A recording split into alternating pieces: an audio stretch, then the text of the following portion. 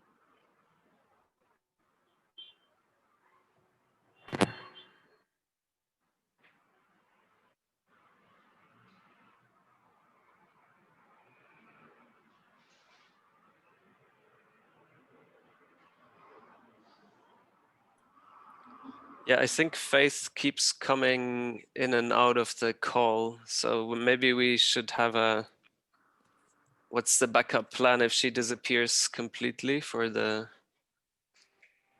Dr. Pilani, are you ready to defend Faith's paper? No, but Belen, maybe you take over from here. Maybe later log in as a normal participant. I don't know if that helps. Mm-hmm. I'm texting her right now.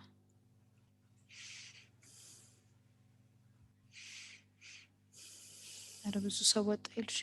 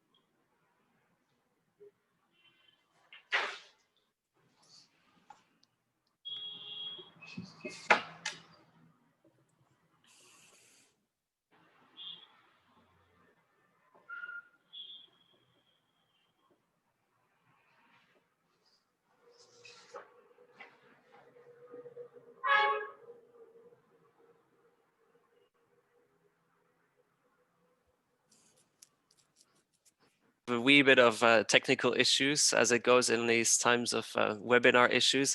We're just waiting for one final contributor today to log on successfully, and then we'll start in just a few minutes. So grab yourself another cup of coffee and we'll start in a few minutes. Thanks very much.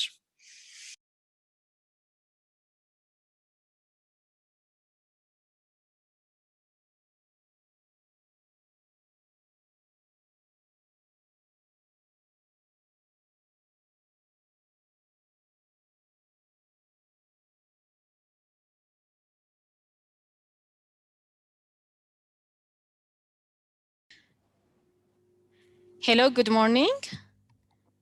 Welcome to the webinar on Trilateral UN-EU-AU Cooperation in Peace and Security in Africa, jointly organized by the Friedrich Ebert Stiftung African Union Cooperation, FSAU, and the Institute for Global Dialogue. My name is Blaine Taferi, and I'm a program manager at FSAU in Addis Ababa. First, let me start with few technical information. English to French interpretation is available. Thus, attendees can tune into interpretation feature in the user control panel and select the audio channel in the language of choice. As well, you have the option to mute the original audio. Please note that this event will be recorded and we'll make it available on our website afterwards. You can also raise questions and participate by using the chat feature, and we'll pick some of the questions later for the discussion. If you'd like to ask question directly in person, please raise your virtual hand during the Q&A session, and we'll unmute your microphone and enable your camera. Now we have about 25 participants, and we are still gaining more and more. So we have participation from intergovernmental organizations, academics, think tanks, civil society groups, and practitioners. For today's webinar, a total of 2 hours will be spared, which includes input on the thematic area and discussion. I want to say we are very glad for the partnership we have with IGD and for pursuing a joint research project on existing bilateral and trilateral cooperation in peace and security in Africa. FS and IGD have the pleasure to host this webinar, and a warm welcome to all participants. Also, I would like to welcome our distinguished speakers for today, which they will be introduced by the moderator of this webinar, Uli Steger. Uli is an associated researcher at the Global Governance Center, Graduate Institute, Geneva. Also, thank you already to our 2 interpreters who facilitate the understanding and the communication, and thanks to our technical support here at FS. Uli, we are happy to have you as a moderator for today's discussion.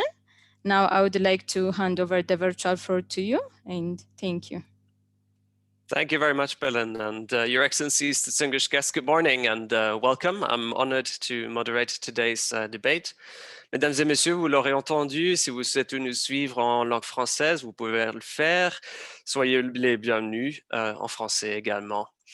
Ladies and gentlemen, the African Union can count on many partners to realize its goal of an Africa where the guns are silent and where peace prevails by way of African solutions. And without doubt, the United Nations and the European Union are at the forefront of the pack of supporters of the AU.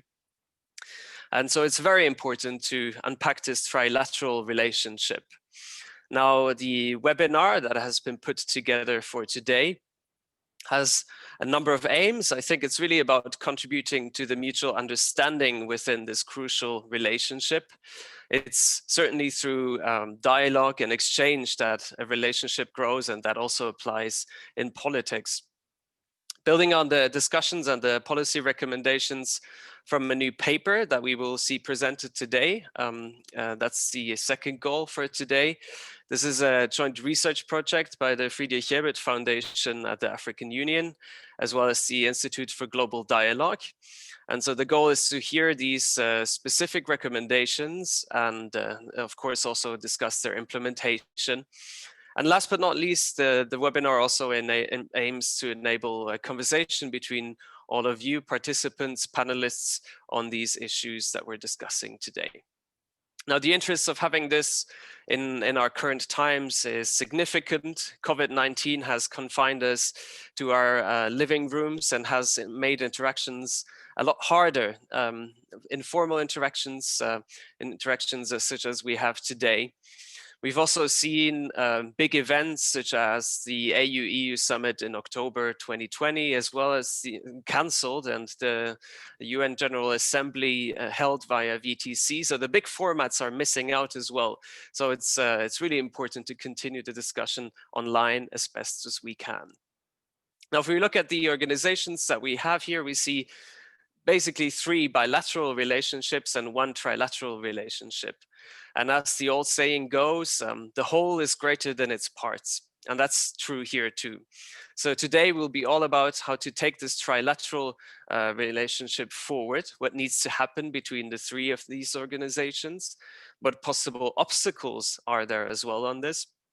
And deriving from this, how do we change the bilateral relationships between the organizations to reflect the trilateral aspiration as well? So those are very big questions, and I'm very glad that we have just the right kind of panel that FES and IGD have put together for us. To give you a very short overview of our discussions today, we'll have opening words from the director of our two host organizations, Mr. Awater and Dr. Mtembu. Then we will have an input by Faith Mabera based on her new paper published by IGD and FES. Then reactions from our three distinguished discussants. And then we'll have about half an hour for questions and answers, which we'll conduct via the raise hand function. But you're of course also welcome to post your reactions in the chat at any times to get the conversation started. I'd like to introduce you briefly to our researcher first. Faith Mabera is a senior researcher at the Institute for Global Dialogue. She's made quite a name for herself through incisive academic publications, policy writings, and also media appearances on African diplomacy and foreign policy, African peace and security issues, and global governance at large, and always with a keen eye to the crucial concept of African agency in all of these discussions. Her paper will then be discussed and built upon by three discussants. We have Mr. Nicolas Shalita, Head of Political Affairs at the United Nations Office to the African Union. Welcome, Mr. Shalita. We have Patrick Dupont, Head of Political Press and Information Section at the Delegation of the European Union to the African Union, as well as Dr. Cedric de Koning, who's a research professor on peace, conflict, and development at the Norwegian Institute of International Affairs, and also a senior advisor for Accord, who are doing very important work with the AU, of course. Without further ado, I'd like to turn to our two hosting organizations for some opening words. First, we will hear from Mr. Markus Awater, who's the director of the Friedrich-Ebert Stiftung at the African Union. The floor is yours. Thank you. Thank you very much, and I hope you hear me. Very good. Good morning. Also from my side, and a very warm welcome to everyone on behalf of the Friedrich-Ebert Stiftung AU Cooperation Office to this webinar on Trilateral UN-EU-AU Cooperation in Peace and Security in Africa. We are very glad to welcome today participants from international organizations, regional economic communities, civil society groups, academia, and think tanks working on peace and security and peace operations in Africa. 2020 is a stress test for the international system. The COVID pandemic is spreading across the globe, and as a consequence, we see an economic crisis looming that will cost millions of jobs and livelihoods. In this context, we see that states are increasingly inwards looking and prefer taking matters into their own hands instead of working closely together to overcome the challenge. This pandemic exacerbates the current crisis of multilateralism. The international system as we know it is in transition, and we do not know where this will lead us. Institutions that enjoyed support and trust for the last decades are increasingly questioned from different sides. New actors consider the international system as biased and unfair, as it allegedly prevents them from taking their place at the table. At the same time, traditional actors seem to have lost faith in the capacities of the international organizations to solve urgent challenges. So they turn more often to unilateral steps and avoid joint action. AU, EU, and UN are all affected by this trend. All of them are put into question from different sides, and all of them need to prove over and over again both their legitimacy and their effectiveness in dealing with crisis. But 2020 is not only a year of challenges, but also of opportunities. The relationship between AU, EU, and UN are undergoing fundamental change. So, for example, the new EU strategy with Africa and the EU-AU summit in 2021 open a window of opportunity to put European-African relations on a new fundament. The renewal of the APSA roadmap and the upcoming extraordinary summit on silencing the guns in December both require a deeper look into the cooperation between the AU and its partners. especially the UN and the EU, of course. At the same time, South Africa and Germany are heading the AU and the EU in late 2020, and both of them are sitting in the UN Security Council. And I think that's an excellent opportunity to align the policies, especially in the field of peace and security. So in this context, IGD and FES decided to take a deeper look into how these organizations can work together more closely in ensuring peace on the African continent. Several formats of cooperation between AU and EU, AU and UN, and EU and UN already exist. But the opportunities for trilateral cooperation that bring together all three organizations to one table are not used to its full potential yet. So we are convinced that AU, EU, and UN are only able to overcome the challenges if they improve their cooperation, if they align their efforts, and if they increase their knowledge and experience sharing. As a result of this project by IGD and FES, we hold two very interesting and insightful policy briefs in our hands. One on EU-AU relations and ABSA financing, and the other on trilateral UN-EU-AU cooperation in peace and security. Faith, I think, has done a really good job in identifying current challenges that AU, EU, and UN are facing, and on this basis, develop very practical policy recommendations on how to increase trilateral cooperation. I hope that these policy briefs and today's discussion will be a valuable input for stakeholders for the decisions to be made in peace and security in the next months. And I hope as well that they are a small but important contribution to strengthen the idea of multilateralism. So let me end by thanking IGD for the very good and productive partnership. I would also like to thank today's moderator, Willi Steger, and of course our three panelists, Patrick Dupont from the EU delegation to the AU, Nicolas Schelita from the UN-OAU, and Cedric de Koning from Accord. And last but not least, I would like to thank also my colleagues Blen Teferi and Eshadai Surafel from FESAU, as well as our interpreters for all the work and the efforts to make today's webinar possible. So without further delay, I wish you an interesting and fruitful discussion, and back to you, Willi. Thank you. Thank you, Marcus. Thank you so much. I like the notion of a stress test, and from a stress test, you certainly need to bounce back doing more than you did before. So thank you very much for these introductory words. I would then like to give the floor to our second host today, who is Dr. Philani Mthembu. He's the Executive Director of the Institute for Global Dialogue, a very famous organization with a big history, and we're honored to have you here. Dr. Philani, the floor is yours. Thank you very much, Uli, and thank you also Marcus and FES for this type of engagement that we've been having. I think it's been quite an important area, particularly looking at the role of trilateral cooperation. And I'm looking forward, to some of the discussions that emerge, because the area of trilateral cooperation, I think, has become an increasingly important form of international cooperation. We also saw recently where the meeting on South-South and triangular cooperation took place, a high-level meeting of the UN, which essentially stressed the importance of trilateral cooperation as a growing form. And I see that looking throughout the world, you've had different countries sort of coming out with strategy documents around how to utilize their trilateral cooperation. So you've seen, for instance, countries like Germany with a very clear trilateral position paper. You've also seen countries like Japan, you've seen countries like Spain, and various other countries engaging in trilateral cooperation.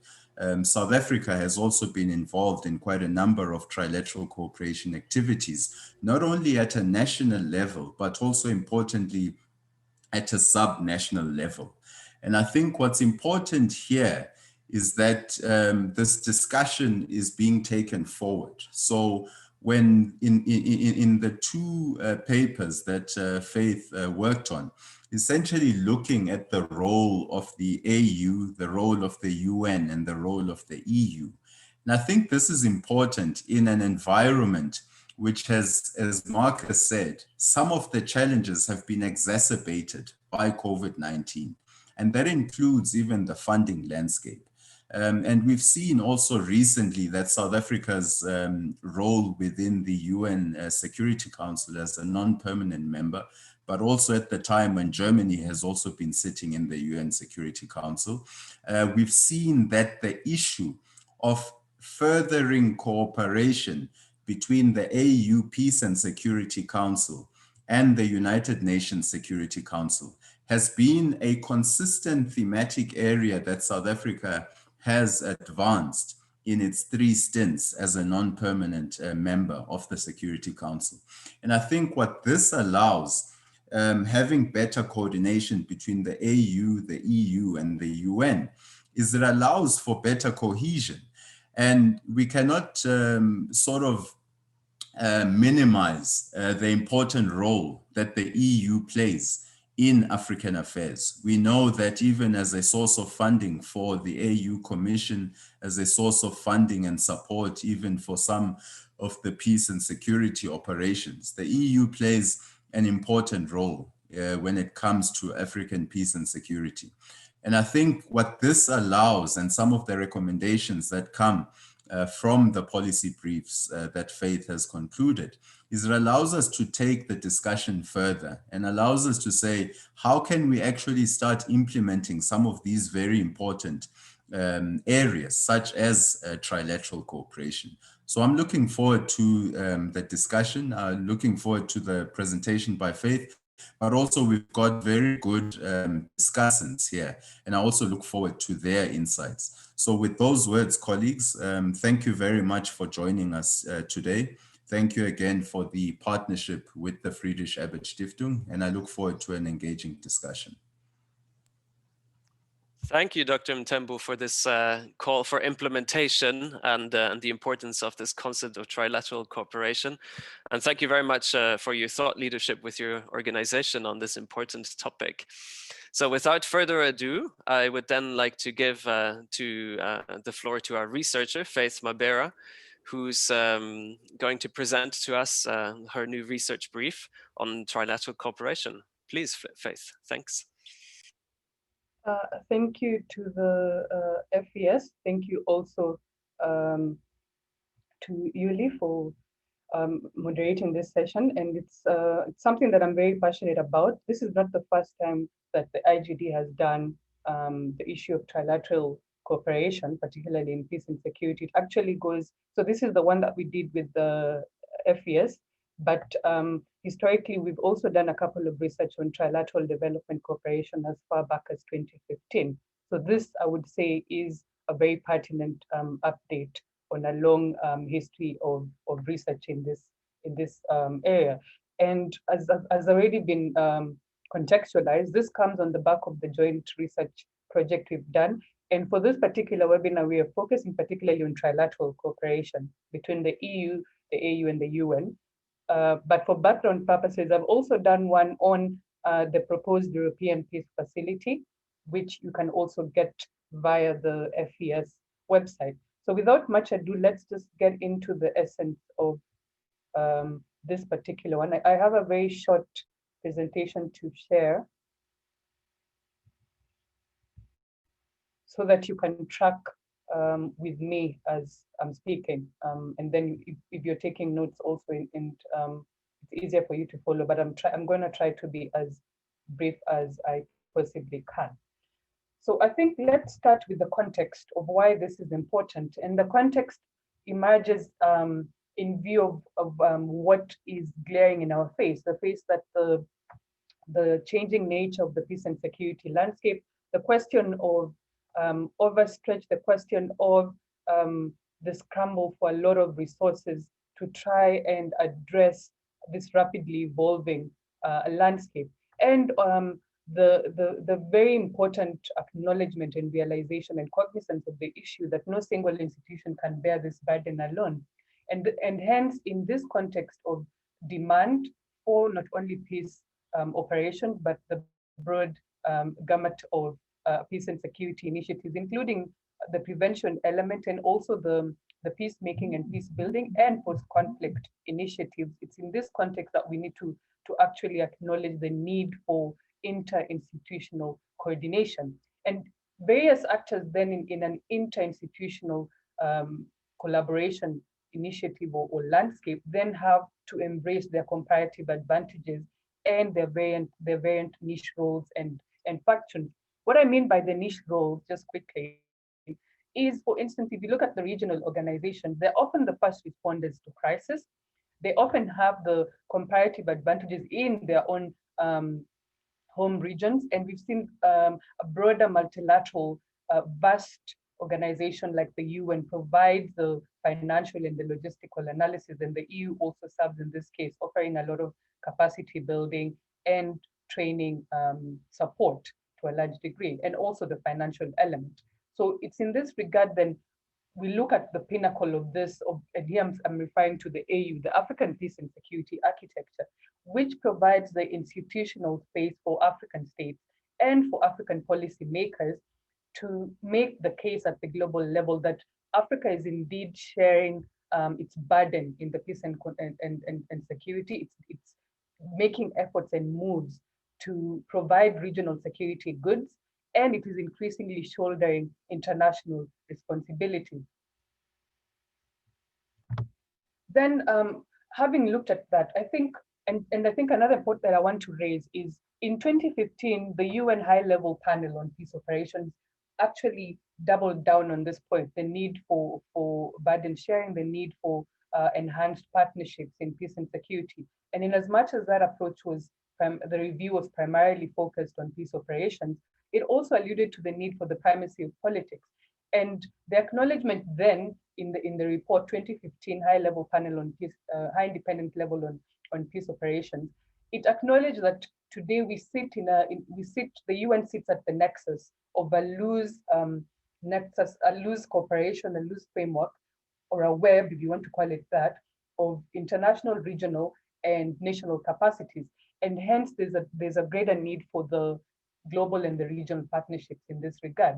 The panel noted also that there's a need for, like I've mentioned, the interlocked and the hybrid approaches that amount to very strategic networks, very strategic arrangements that we have that allow for now what I mentioned earlier, for this niche roles and this comparative advantages to be optimized. And in this context then, what are some of the incentives for organizational coordination or interinstitutional coordination?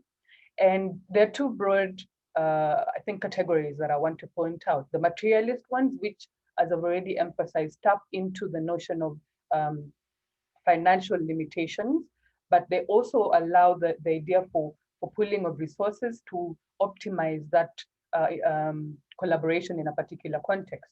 The ideational elements is the ones that sort of move along the notion of the normative area, or if you want to call it that, the more ideas and interests sort of area. And this is where we see the concept of the shared values. There's also an aspect of legitimization that comes in, and there's burden sharing, and broadly also accountability. And it's in this context also that, before I get into the modalities, I think it's important to mention something that has come up, and here I'm sure also Cedric has written a lot on this. He's raised the notion about the fact that are we seeing a nascent model of African peace operations emerging? And this comes in the context, for instance, when you look at what is an incipient model of an AU or African model of peace operations, there are three aspects to that argument, for instance. So we see the AU model taking on increasingly the form of stability operations, which are deployed in the midst of ongoing conflict, and the idea of protecting civilians, the idea of stabilizing security. The second element of this African model of peace operations is that these operations are deployed within a relatively short time frame. And then the ultimate goal is to hand over to the command and control to the UN upon the restoration of the basic conditions. And then the third element is that these missions have been largely dependent on the partnership element. And this is in full view of the fact that, as the AU has acknowledged, also their limitations to its financial capacity. So it also has implications for this broader question of ownership, the question of mandate size, the questions of capabilities all revolve around that. But having said that, just a few examples of where you can see this in practice. So the African Union mission in Sudan, AMIS, the African Union-led mission to the Central African Republic, and the ECOWAS mission for the consolidation of peace in the Central Mission, which is AMICOPAX. These are just some of the examples where if you want to track, you can be able to see the three characteristics that I've already outlined. But there's also contention around what I mentioned earlier, the turn towards stability operations, especially because of the conceptual and definitional ambiguity around the notion of stability. But that's another, we can come to that at a later time. So quickly, getting into the modalities of this interinstitutional cooperation, I think there are three key modalities that have been observed, largely speaking.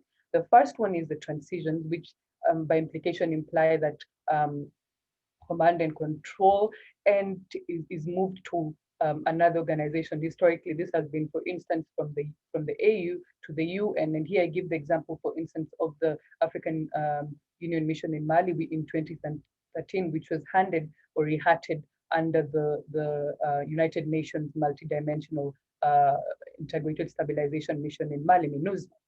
Then if you want to go further back in history around this question of transition, if you want to go way, way back, because this is not a new modality, you can go back to the case of Burundi, where we saw the African Union mission in Burundi in 2003 being transformed into the United Nations operation in Burundi. This was in 2004, and we know obviously that mission came to an end in 2006. So that's just to point to you that this is not a new phenomenon. The second modality is the co-deployment, or some would call it parallel deployments. We've seen it particularly in Mali, in Central African Republic, where we see EU, UN, and AU missions operating in the same theater, albeit sometimes with different mandates in that regard. But the fact is that they are operating in the same theater. So this is where we see the co-deployment model.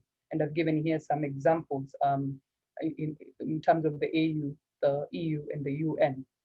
And also in Somalia, like I've said, where the EU comes mostly a lot heavily on the naval and maritime issues, and then also the capacity building issues. And this is an important point to raise because it circles back to my previous point about each institution sort of doubling down on what their niche roles or what their broader mandates and what their comparative advantages are, and to try and capitalize on that in strategically pooling resources to the best conduct. So let's then look at the third one. So we've talked transitions, we've talked about the parallel deployments or co-deployments. Then there's the third one, which is the hybrid missions. And this is where we see combined or joint operation in a particular theater, as I've said, different organizations under common command and control. And the idea also is, it's very important with the hybrid missions that there's the retention of the organization's identity throughout the operation in this regard. So there's a very heavy emphasis here on what I mentioned as the niche capacities or the niche roles of each institution. Prime example is the AU-UN hybrid mission in Darfur, which has been hailed as the test case for this hybrid mission arrangement. And why UNAMID also is important is because we have to remember the kind of deadlock that was the Security Council was caught up around the Darfur situation. The fact that the government of Sudan was very reluctant about having forces on the ground, non-African forces on the ground, and then so it was sort of like a compromise product at the end, at the level of the Security Council, where then this kind of mission was emerged, and having it was touted as having a predominantly African character. And like I've mentioned, obviously the emphasis on joint command and control. So having talked about the modalities, I think it's important then to talk about the essence of this concept. And the trilateral engagement also borrows heavily. If I want to borrow it from, we are all aware about the South-South cooperation notion and how the partner concept of trilateral cooperation also sort of complement South-South cooperation. And here I'm talking in the discourse of sustainable development at the UN. But when you assess the strengths of trilateral cooperation, particularly in the area of sustainable development, a key advantage was that the idea of trilateral engagement allows for particularly the beneficiary country or the implementing partner, if you want to call it that, to capitalize on its comparative advantage. And I think this is also important when we're looking at it now in the context of these three institutions, the UN, the AU, and the EU. As I've already said, the UN provides the mandate endorsed by the international community, obviously embracing its role in international peace and security as per the UN Charter. And then we're looking at the African regional organizations who also draw in on the question of putting into practice the regional legitimacy, and I've said also settling down on the question of comparative advantage in their own backyards. And I think it's now common knowledge about just the kind of troop contribution burden that also African countries provide, not only to UN peacekeeping, but also to their own operations in their regions. And the EU, like I've said, also mainly comes in terms of the financial and logistical elements, and also the enhancing the capabilities of the peacekeeping forces. Examples of this is AMISOM and MINUSMA, sorry, I left an M there. And AMISOM, basically, you see the UN, which, and like I've said, endorses AMISOM, provides political and logistical support. The EU comes in as the main financier, and then the AU leads the operation, and it provides troops supported, obviously, under IGAD, and it has 2 contact groups on security and piracy. In MINUSMA, in Mali, the UN, like I've said, leads, this is where it takes on the lead role, so it provides the mandate, some of the funding. AU and ECOWAS are the ones who provide the troops and the member states, from the member states, and then the EU provides finance and also provides capacity building programs. So this, I think, are the 2 that I would want to highlight in terms of trilateral in practice, trilateral cooperation in practice. Ultimately, there's a few stock challenges that have come up in terms of the prospects, and as you'd have guessed it, obviously, it almost boils down to the issue about the division of labor sometimes, which is not very clear from the onset, and the question of whose mandate takes priority, the question of which actor takes the lead role. And here, there's very interesting research that was done by Malt Brasik at the University of the Witwatersrand, and I think some of the conclusions that I've seen emerging from his research, he makes a very interesting point about just on the question about the prospects of multi-actor peacekeeping, especially here in the African context.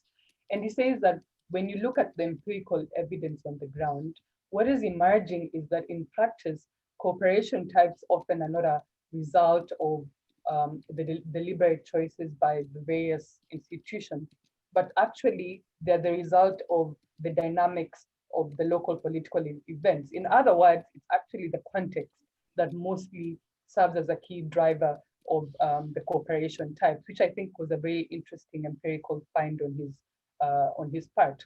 And the other challenge, obviously, is the doctrinal interpretations on the use of force. So this increasingly question about even the interpretation around stabilization is not necessarily the same for the UN and the AU. Or the question of, for instance, even the question about the rapid deployment capacity is not the same necessarily for the EU and the UN. The question of force and the camp is divided between those who want to stick to the 3 prime components of peacekeeping versus those who want to extend it over to the gray areas around extending the mandate over the use of force. So that kind of tussle also comes into play in terms of the multi-actor or the interinstitutional collaboration. Then ultimately, as has been noted by the UN Security General about the issue of financing, the fact that peacekeeping, not only at the UN, but generally everywhere, we're facing a severe financial crisis. He's highlighted that in a lot of his speeches.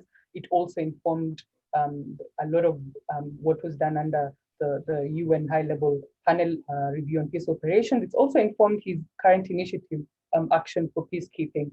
And I'm not going to go into too much detail on this because you can find it also in the policy brief, but contentions that mostly come around the UN-assessed contribution issues. And this is as a result of obviously many factors, not only the bigger question about withheld payments, and here we can all finger, who the largest culprit in this case. I'm not going to name names, but also the question about the misalignment between the budget process and billing, the anachronistic rules and regulations, which have completely not kept pace with the operational and the tactical demands.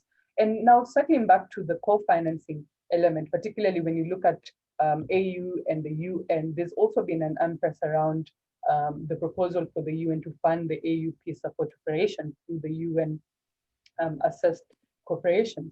And this is very important because we've seen that, and I'll give you a bit of context about how there's been a deadlock around that. So we've seen the proposal emerging a couple of years ago, around 2015.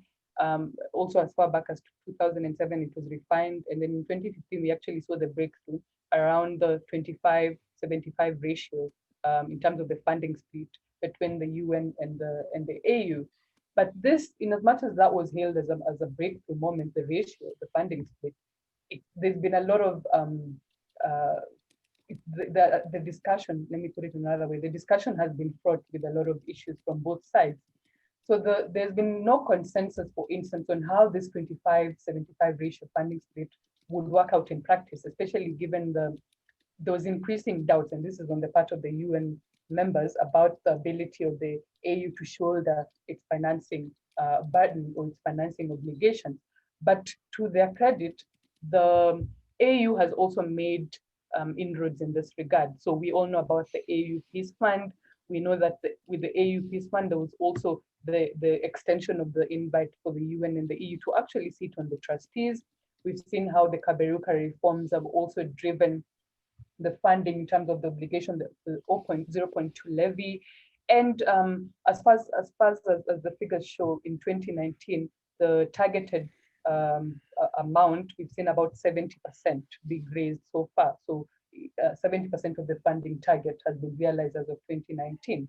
But there's increasingly questions about just the allocation of these budgets, because, and at the heart of the matter, particularly from the AU, where the AU is coming from, there's also discontent between should a large chunk of it go into the peace ops, which we've seen taking on a lot of the absorption capacity, or should it go into the other elements, the mediation, the prevention elements? That's the question at hand, and just how much is dedicated to the prevention element. Those are some of the sticking points around administering the peace fund. And also some of the UN security members, and here I'm talking about just continuing on, just to give you a bigger picture of what some of the deadlocked issues are. Some UN security members have raised concerns about the compliance of AU-led peace missions with international human rights laws and the UN, and also questions about UN financial transparency and accountability studies. There's also been contentions around the perennial issues about which institution takes control of command and control. So those are just some of the issues that have been flagged, and we can go into much more details.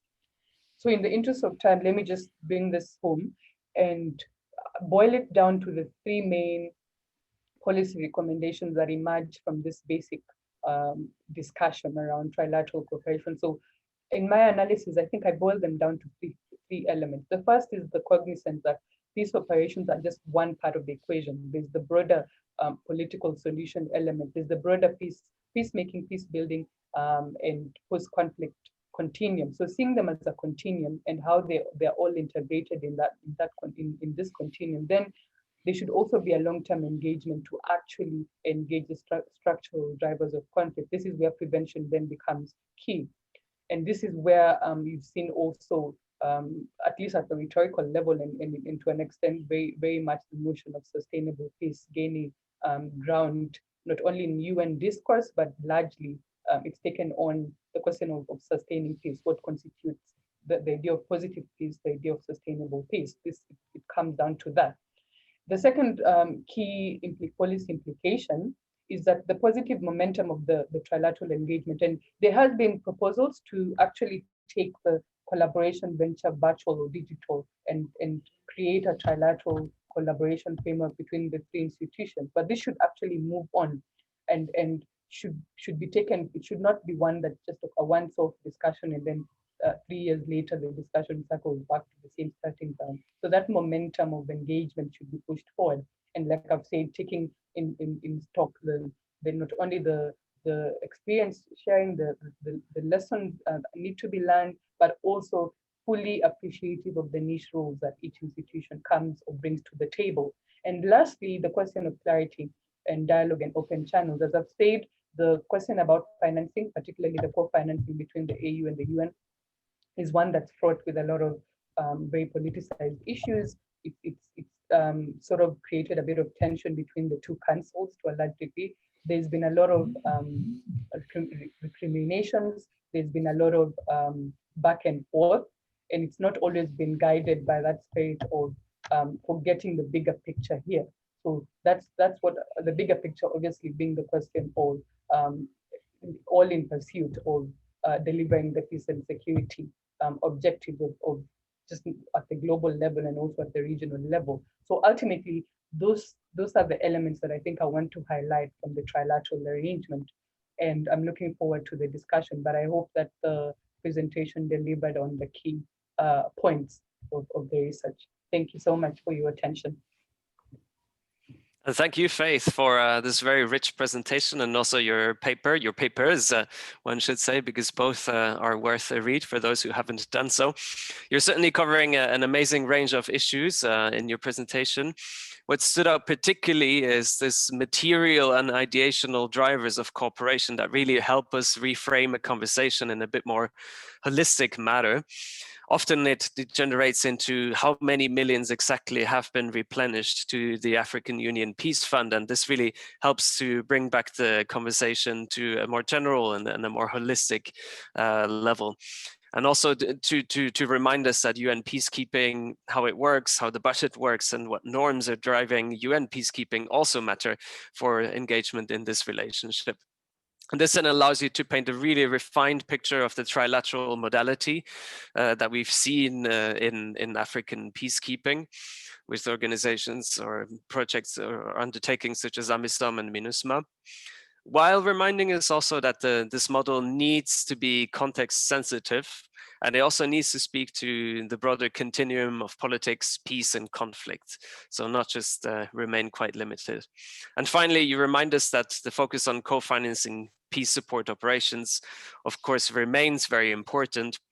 And it is an impasse out of which collectively the three organizations do need to move on. So let us not forget about that particular policy recommendation, as well as also to just more generally take trilateral engagement to the next level. So as we see, dear participants, dear panelists, we have a wealth of issues to discuss here. It's my pleasure now to give the floor to our panelists, and we will start with Mr. Nicolas Chalita, the head of political affairs at the UN office to the African Union. Please, the floor is yours. Thank you very much, and I'd like to thank you for giving me the floor, and also to thank IGD and FES for organizing this this seminar, and also to thank Faith Mabera for her presentation and for the excellent work that she's undertaken in putting this together. I'll just highlight a few points which I consider to be important. Firstly, to take into and I think both yourself and Faith have highlighted this, but just for the sake of emphasis, just to stress the issue of the changing landscape, not only in terms of multilateralism, but we face this all the time in the General Assembly of the UN, where we are constantly being called upon by our member states to look at the way that we're actually doing peacekeeping. I think there is there is a sense that that we can do it a lot more efficiently. We can do it a lot more cost effectively. That it needs to be a lot more focused in terms of both in terms of scope as well as in terms of the time frame. We need to, and this goes to the member states as well, particularly the Security Council. Mandates need to be a lot more realistic and achievable, because there have been a number of cases in which mandates are given to our organizations that that essentially set up the organization to fail. So I think in those terms, I think one of the things that that the AU-UN and EU cooperation should and could look at is how to develop a common understanding and agreement on a way forward in terms of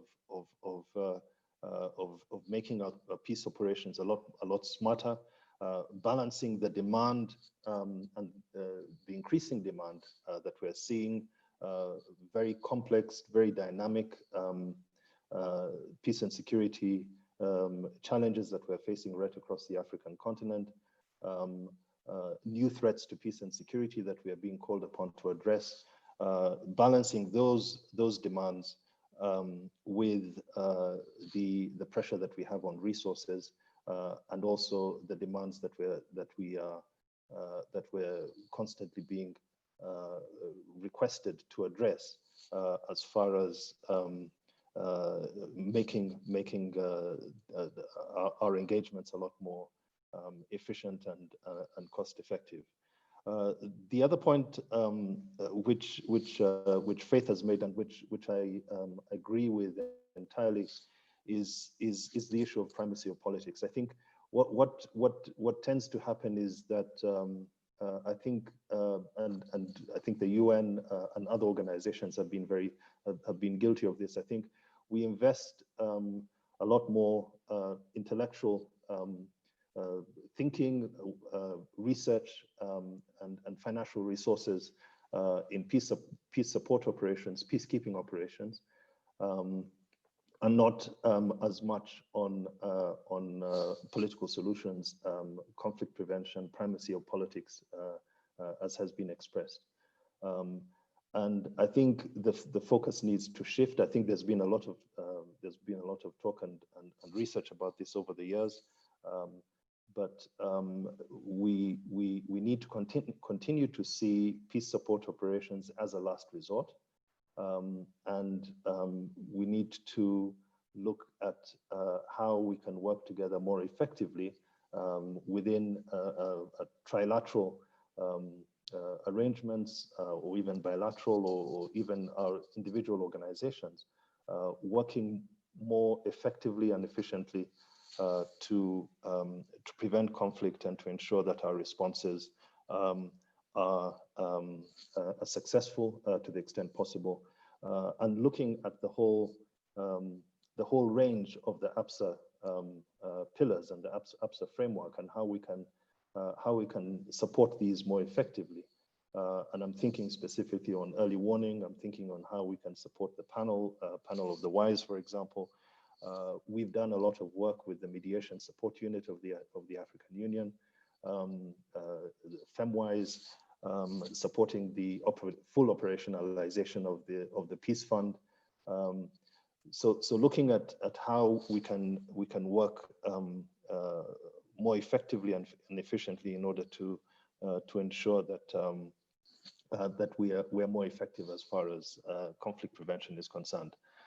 Now, as far as the question of financing, I think Faith spoke quite extensively about the issue of financing, and I think this is another area that our three organizations need to look at a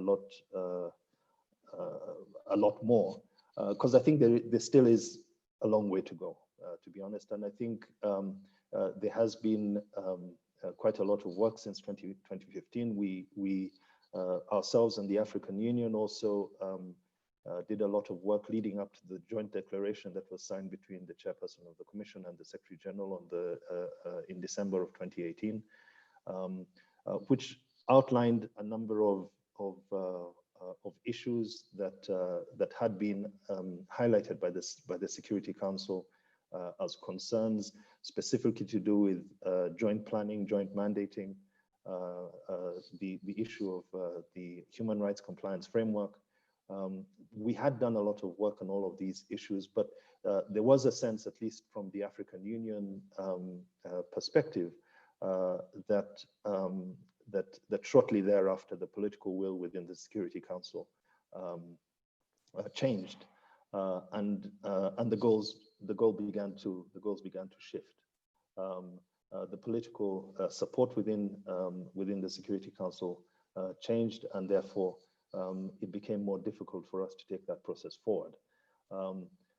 I think whether or not we have a new government in Washington, to be honest, in January, I think this is something that the three organizations need to look at very clearly in 2021 to see how we can take this issue forward, but also addressing at the same time the issue of sustainability of financing. Because I don't think there's much point in having a situation in which there is at least from the perspective of the United Nations Security Council, there is an imbalance, and there needs to be a sense in which whatever initiatives that might come forward are sustainable and can, over the longer period of time, be maintained. I think the African Union has made a lot of progress with regards to the Peace Fund, which they've collected more resources than more funding than ever before, but there's still a long way to go. The original goal of $400 million hasn't yet been achieved, and I think there's a lot to be done in that area as well, as well as also an agreement within the Peace and Security Council, as Faith highlighted, agreement within the Security Council, how those resources will actually be deployed, because there are those who believe that it should be, for the most part, reserved for Window 1 and Window 2 activities, whereas there are others who believe that much of it should be deployed for Window 3.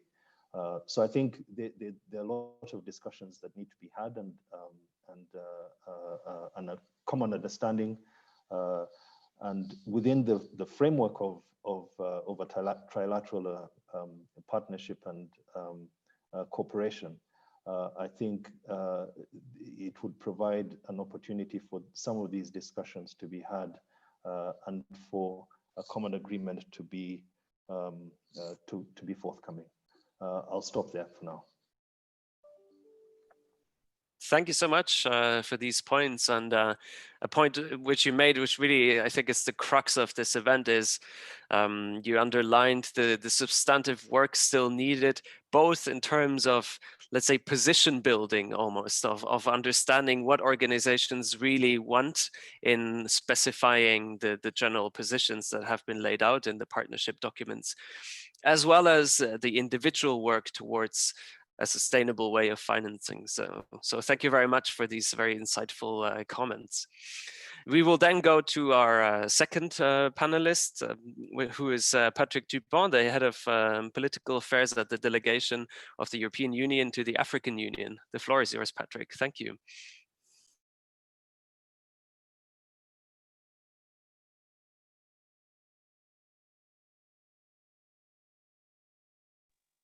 Patrick, can you hear us? He might have some technical issues. I do. Collector, can you hear me? I can hear you loud and clear, yeah. Okay, so maybe there was a short issue there. No, let me. So thank you for giving me the floor and for inviting me to this webinar for a discussion on UN, EU, and AU cooperation notably in the area of peace and security. And in what I will be saying, I think you will hear that that we are quite, yeah, okay. Let me try the video, but it might make it more complicated for the connection. But let's see how it works. So Works fine, no, thanks. thanks for this. And I've also been listening with great attention to the previous speakers. And I think one of the conclusions will be that indeed we are very much on the same line. I mean, I think on the one hand, we see opportunities for strengthening trilateral cooperation. On the other hand, we also are aware of the many challenges ahead, also given our organizational structures, different mandates, different backgrounds, different objectives. Where I would also agree with them already, running ahead of the conclusions, is that indeed on financing we can try to make more progress. And also an area where I would certainly agree is that we should indeed have a broader look. And I agree very much with the two previous speakers that we should not only look at let's say peace support operations in the narrow sense, but also look at the broader interventions which can be possible in the conflict cycle. And I very much welcome also what has been said by previous speakers on for instance, joint cooperation on mediation, on conflict prevention, on early warning. And I think as a matter of fact, already there, quite some cooperation has been ongoing, which is maybe not always visible, but which is happening. I also want to thank you for the excellent paper, and my presentation is partly based on my reading of the paper, because this paper I think provides good analysis and also gives a good historical account. I think the paper gives a good overview of existing partnerships and cooperation between indeed the different bilateral partners, so the EU and the UN, the EU and the AU, and the AU and the UN. I think it's also a fair reflection of the situation as it is. Indeed, there's quite some bilateral cooperation ongoing and bilateral contacts, but we still see that the dots still remain to be connected, AU, EU, AUN. And I think indeed the question is, how can we bring this forward? Always keeping in mind that, of course, we should always stress the added value of this trilateral cooperation. Because I think from a conceptual point of view, we all agree that there's a lot of value in moving ahead, also because of shared objectives, shared values. But in reality, there are many operational and other constraints which make it more problematic. So the paper indeed asks an interesting question, why we are today where we are. And indeed, what are the opportunities for bilateral cooperation and what are the challenges? And let me also say that the discussion focuses on peace and security and on formal consultations. I mean by this two things. In reality, I have the impression that more is going on in terms of informal exchanges, in terms of preparatory work, than is maybe reflected in the paper or that can be reflected in the paper. I think, for instance, of Central African Republic, where our three organizations, our three entities are working regularly together, both on the analysis front as well as on the, let's say, the crisis management front. Secondly, and I think I already said this, beyond the peace and security domain in the narrow sense, there's quite some potential for cooperation. Donc pour la coopération. Sorry. I think as the paper indicates, there are many opportunities for having effective trilateral cooperation based on common objectives, shared values, and existing partnerships. Indeed, no single organization can address challenges on its own. And indeed, limited resources imply the need for cost savings, efficiency gains, and the pooling of capabilities and capacities. And indeed, as the previous speaker refers to, we also hope that the discussion on assessed contributions and the use of assessed contributions, for instance, for AU peace support operations can be revived. Let's hope indeed after the US elections or after the outcome of these elections. At the same time, I think we're all aware that there are many challenges from an organizational, an operational, a command structure, and a mandate point of view to really move ahead on trilateral cooperation. And I think we also need to move from a conceptual approach, because indeed we all agree on the need for effective cooperation. So we need to move from a conceptual approach to a case-by-case approach. And indeed, as I already mentioned, I think that, for instance, in situations like CAR, but also Somalia, we have seen instances of cooperation between UN, AU, and EU operators. But still, experts would say that there's still quite some terrain to be covered so as to have complementing arrangements.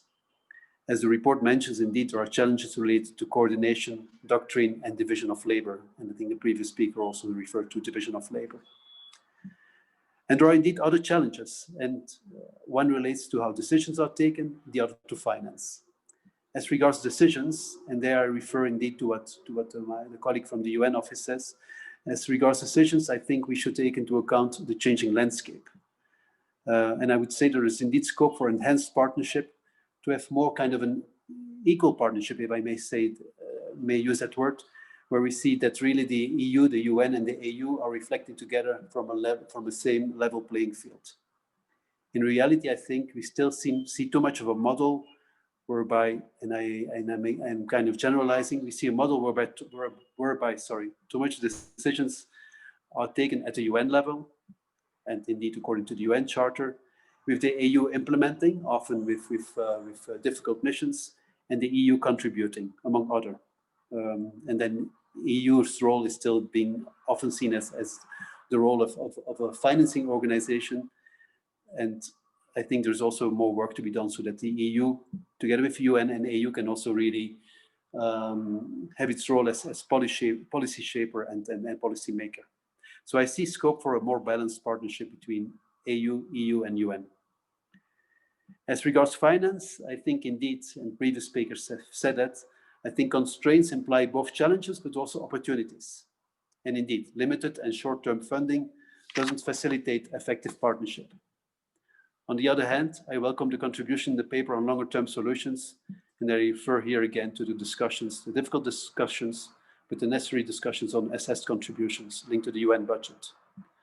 And also, as previous speakers say, I think the positive developments as regards financing of the AU Peace Fund can provide some scope for progress. Again, and I think it's also important to highlight some positive developments, which we have seen within the three organizations. And maybe in a longer term perspective, these positive developments can also foster a more effective trilateral cooperation. For instance, all the work which is done at the EU and AU level on organizational learning and assessments can, in a longer term perspective, also provide some progress.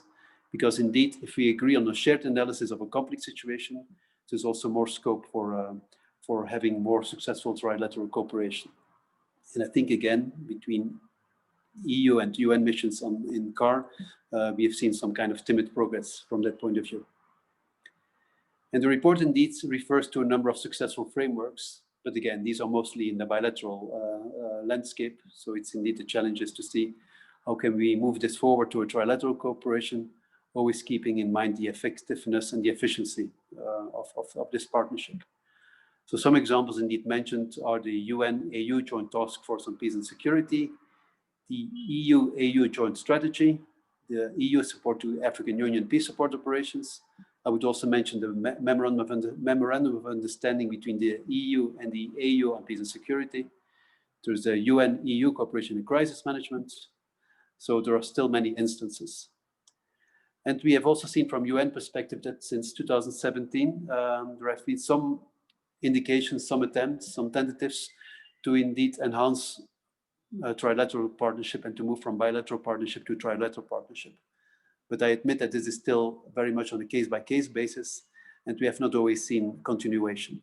For instance, in 2017, in the margin of the Yunga week, high-level week, a senior level meeting took place, bringing together senior officials from the three organizations. And that meeting was then followed by another trilateral meeting in the context of the Abidjan summit, so the last EU-AU summit. But since then, indeed, we have seen less of a dynamism in that regard. But maybe the next EU-AU summit can provide a new perspective. We've also interestingly seen an increase of joint declarations on specific political situations or specific electoral situations. And I think this is also something to comment. So where indeed UN, AU and EU witnesses are speaking together. And as I already said, Somalia and CAR are some good examples of information sharing and capacity building and training. But again, and that's what I also said in the beginning and others said it as well, I think it would also be worth looking at cooperation beyond let's say, peace support operations. And I can give some examples where this is already happening. For instance, in the case of the Libyan migrants, quite an effective task force is working together, bringing together UN, AU, and EU officials. We've also seen work on the implementation or the follow-up of UN Security Council Resolution 1325 on women and peace and security. And again, there in CAR, there's some work being done. And also we've seen some moves to human rights compliance framework and the development of these from the AU side, very much inspired by what the UN has been doing, and with funding by the EU, and also inspired by some experience of the EU in its own peace and defense operations. So maybe to conclude, I think indeed there are many challenges, but there's also scope to improve trilateral cooperation. And indeed, in the areas mentioned by previous speakers on for instance, prevention of conflict, the mediation in conflict situation. But of course, we have to be aware of the many challenges. And again, we have to be also aware of the specific added value of trilateral cooperation when we seek this. But I would say, yes, let's move forward and let's see how on a case by case basis we can achieve some progress so that we can meet the objectives that we stipulated together. Thank you very much. Thank you. Thank you so much, Patrick. I really liked your notion of the trilateral relationship as one with many dots still to be connected. And also your specific examples of looking beyond peace support operations, which is indeed exactly this holistic approach that is driven by the primacy of politics that Faith's paper and previous discussants already touched upon as well. I also want to highlight your plea for a case-by-case approach.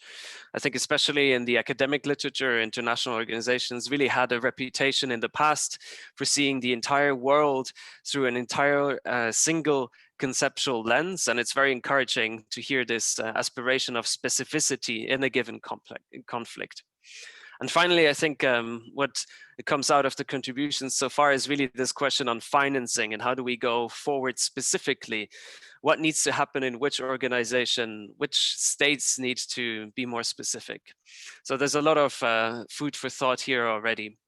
We will to our final panelist, Dr. Cedric de Koning, who will take the floor. The floor is yours, Cedric. Thank you.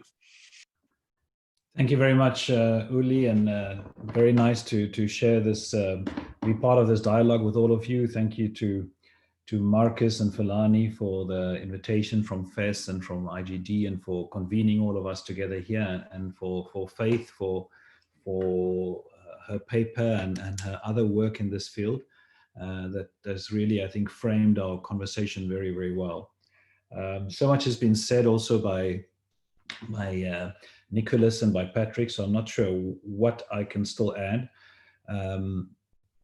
Maybe what I could start with is, I think, is just to remember, because I do remember 10, 15 years ago, where we were in this partnership and this relationship, and I think a lot has been achieved. I think both with the United Nations, African Union relationship, which 10, 15 years ago was essentially a donor relationship, a capacity building relationship, and which now is really a sophisticated strategic partnership with regular cooperation or exchanges, at least at the level of UN Security Council and the Peace and Security Council, the Peace Building Commission and the Peace and Security Council. And of course, at the Commission and Secretariat level, and then in the various particular cases.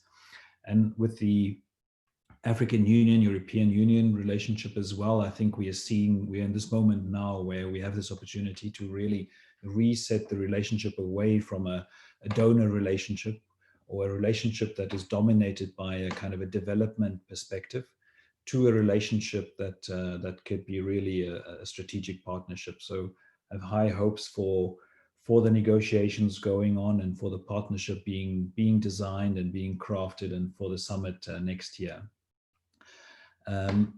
Having said that, I think, as others have also said, we have to recognize that there are a lot of systemic structural issues which also affect this relationship. So despite the conviction for the strategic partnership, despite, for instance, when it comes to the African Union and European Union, to have a very great degree of shared values, geographical proximity, various things like that, strong trade relations, strong cultural bonds, and history.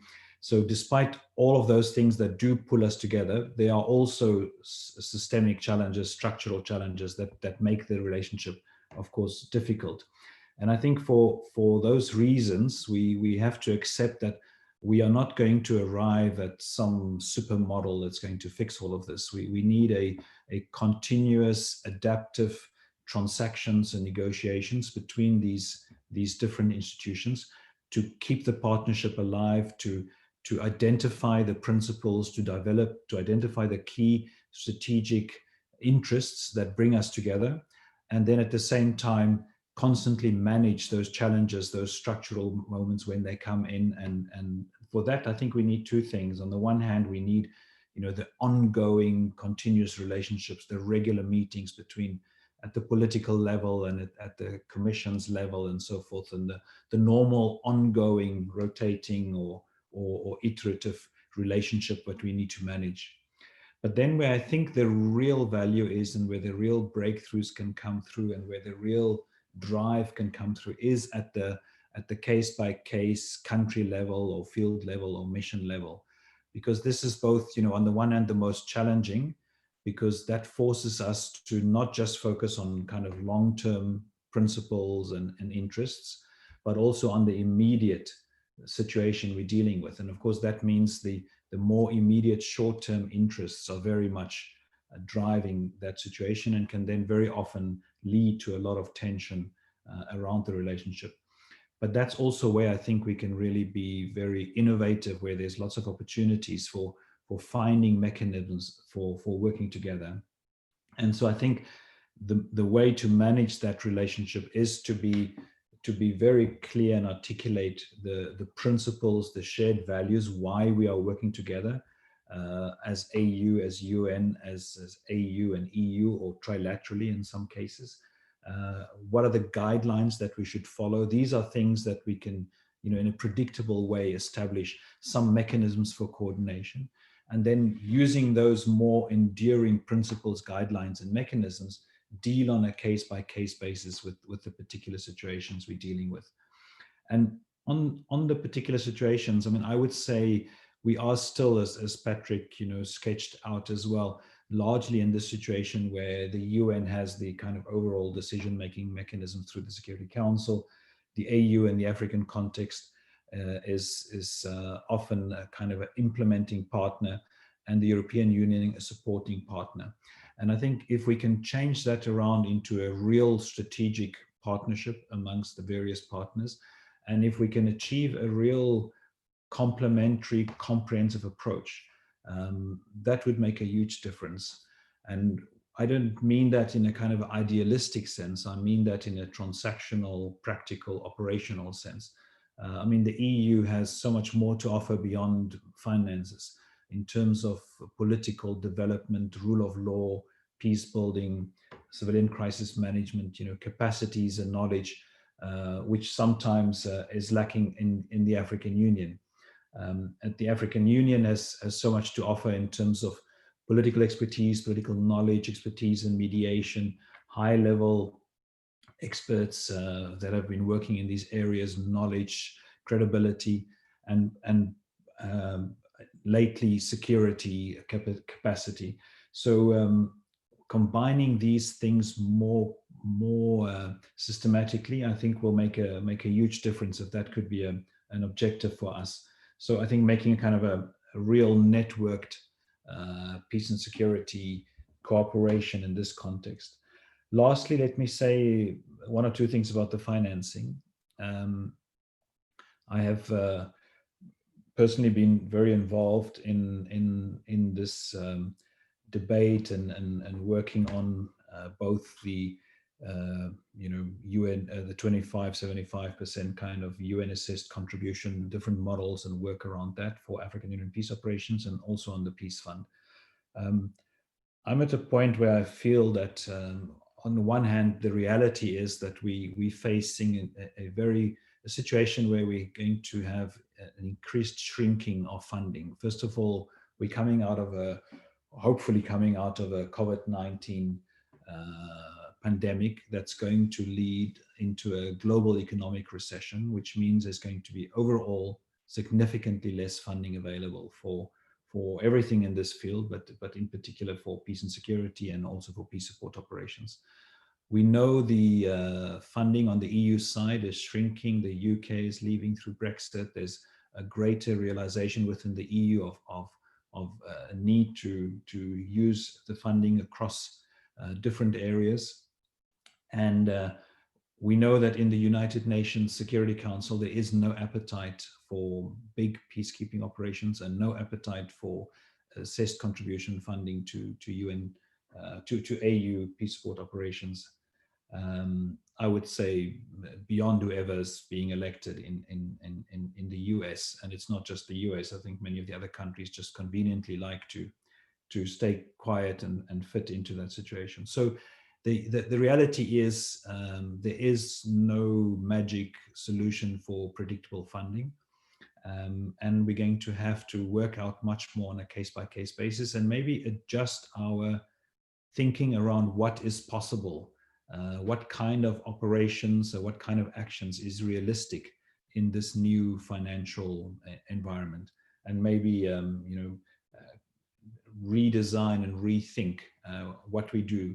I also think when it comes to the African Union in particular, that the more we talk about EU funding or UN assessed contribution funding, we force ourselves into a donor-recipient relationship. And I think the more the African Union can be self-reliant financially, the more the African Union is also able to focus on and have a true partnership with these various organizations. And that does mean most probably that we would have to radically rethink what kind of operations can the AU undertake on its own within the limited funding available. I mean, our goal with the Peace Fund is 400 million by 2021. If we achieve that, I think that would be a major achievement. A mission like AMISOM costs $1 billion a year. So there's no way we could fund a mission like that or other large peace support operations out of the Peace Fund. So I think we need to really significantly rethink the kind of operations that we think the African Union can undertake with its own funding or with funding from partners. Let me stop there and thank you very much for the opportunity. Thank you so much, Cedric. And to start with, your historical perspective is very encouraging. It's easy to get lost in the details of a current status, and it was very nice for you to remind us that we have indeed gotten very far. I also liked how you highlighted both the challenge and the promise of case-by-case cooperation, and to from there really build an actual strategic partnership. That's a really important point. And in terms of financing, I think adjusting our thinking of what is possible is really an important call. One intriguing case that comes to mind is the case of proliferating ad hoc coalitions, somehow outside, somehow inside APSA, and their relationship to the trilateral partnership. So that's a really, really important point. So I feel that there's a number of questions to be delved into. We are now moving to the questions and answers part of the panel. We've got about half an hour left. You, as participants, can either use the raise hand function or also contribute in the chat if you're more comfortable doing so. And we will then collect maybe 2-3 questions depending on how broad they are, and we'll have the panel react to those. Please keep your questions fairly short and simple. And if you can, state your name and maybe your affiliation so we can identify you in the rest of the discussion. So the floor is open for questions from the audience.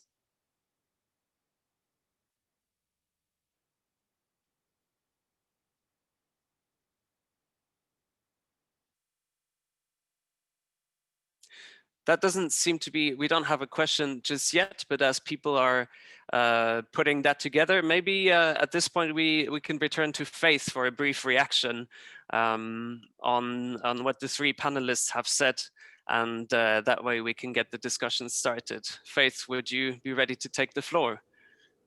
Yeah, thanks, Yuli. I think as the other panelists were speaking, I think something important that just also I feel that it's important, and it's a point that also Cedric highlighted just in his and also Patrick in his the notion of the case by case or the case specific informed decisions around the cooperation types, I think is an important point to highlight and to emphasize. And some of the research that's emerging, particularly on the question of the flexibility issue, the question of approaching it on a case-by-case basis, interestingly, it's the idea that, so also this can be applied when you look at all three partners. So, and this is not only informed by the institutional preferences, but it's becoming, if you're looking at it from a very pragmatic lens, it's becoming abundantly clear that actually a large variable that's driving ultimately the cooperation type on the ground in theater is the question of what context are we dealing with?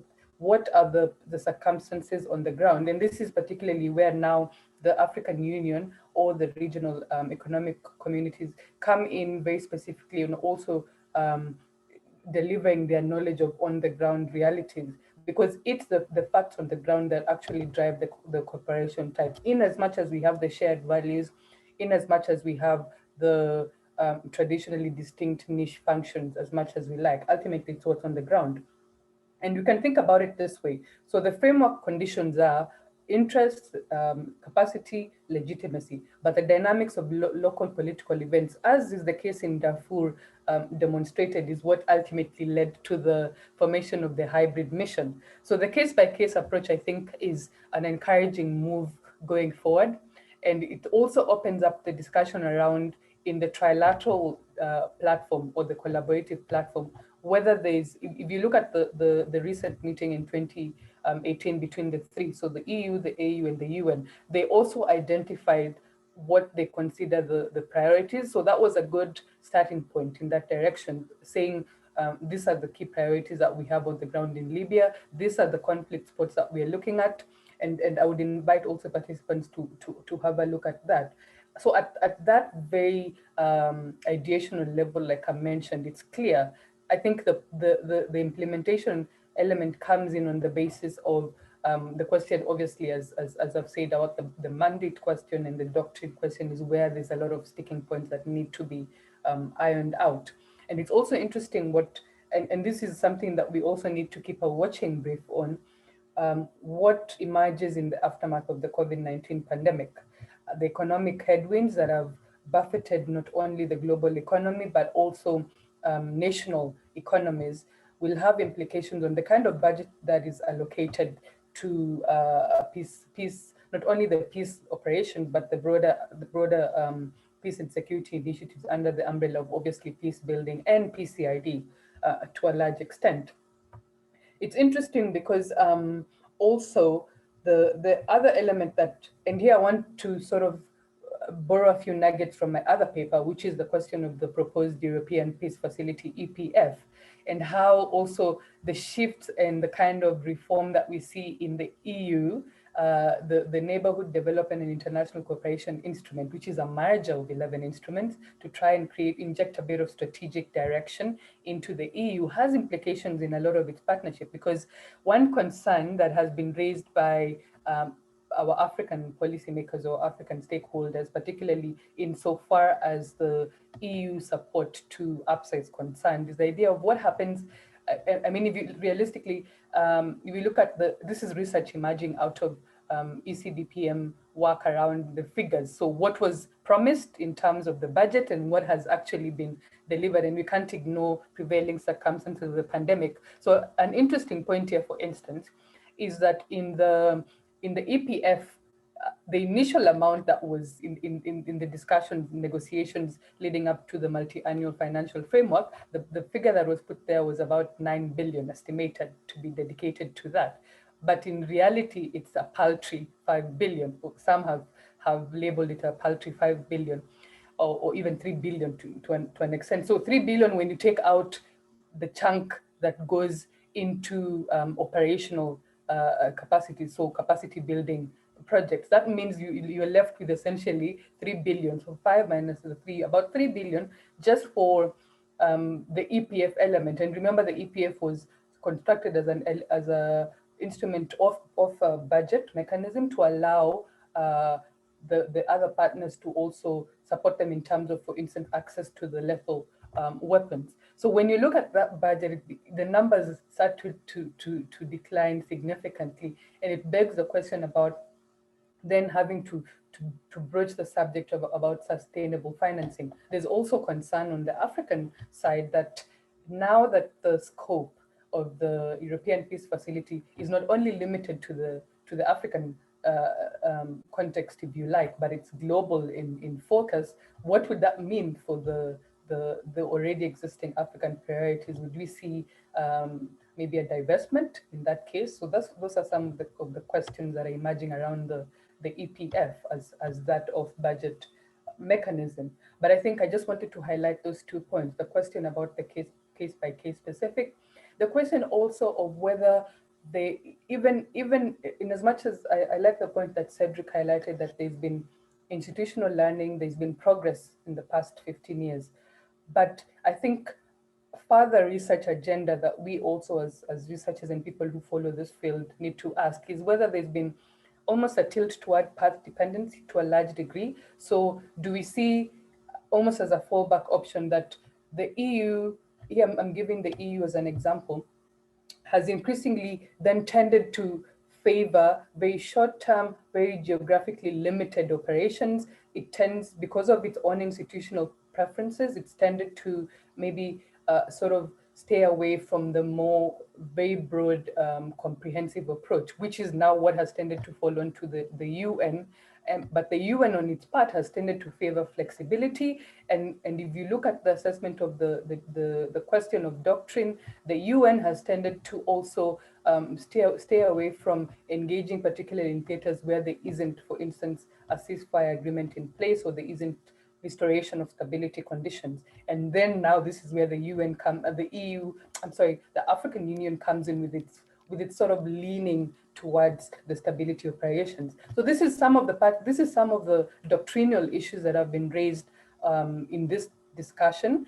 And we've seen also a press, particularly by the UN, in converging a lot of this. This is something that a lot of the practitioners on the ground push for, a clarification of what is meant by stabilization. Because once you all have a shared approach to what you mean by a lot of these very loaded conceptual and doctrinal implications, then a lot of the joint assessment, joint analysis, joint approach and coordination and coherence starts to come in, the question of policy coherence. So I think those 3 points are just my reaction to what has been raised by. I certainly appreciate what all the other panelists raised, very important points that they addressed. Thank you. Thank you so much, Faith, for these excellent reactions and for deepening some of the points that we touched upon already. In the meantime, we got 2 excellent questions that the panelists can see in the question and answer box. I will try to pull these up. I will maybe read it out. The first one is from Lerato Tsebe, which is on the idea that given that there are many missions, would it be a good idea to have a single AU continent-wide army? Funding individual missions seem to be individually financially burdensome and confronts the AU with overlapping institutional mandates. So wouldn't a single army with a uniformed mandate be able to absorb and operationalize foreign assistance from the UN and the AU better? Which is a very pertinent question. I'll read out the second question as well, and then maybe we can go back through our three panelists. The second question is on the role of China's approach to security and investments, and how that could affect the trilateral relationship directly or indirectly. A very pertinent question as well. And I see that we also just have a third question. I'll read that out again, and then we'll do a round among our panelists. So the third question is reflecting on the issue of coordination and more balanced relation among the UN, EU, and AU. Have the processes and governance of the triangular cooperation between these partners mostly been defined on an ad hoc basis, or is there rather a toolkit, manual, or guideline for triangular cooperation covering the different initiatives among the three partners? So who of the three panelists would like to react to these questions, or also Faith's response first?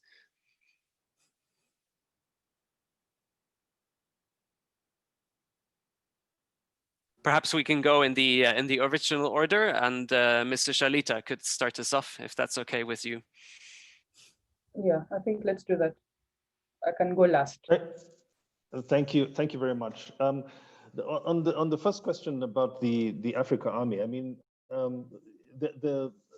we've discussed about APSA. One of the pillars, the mechanisms that within APSA is the African Standby Force.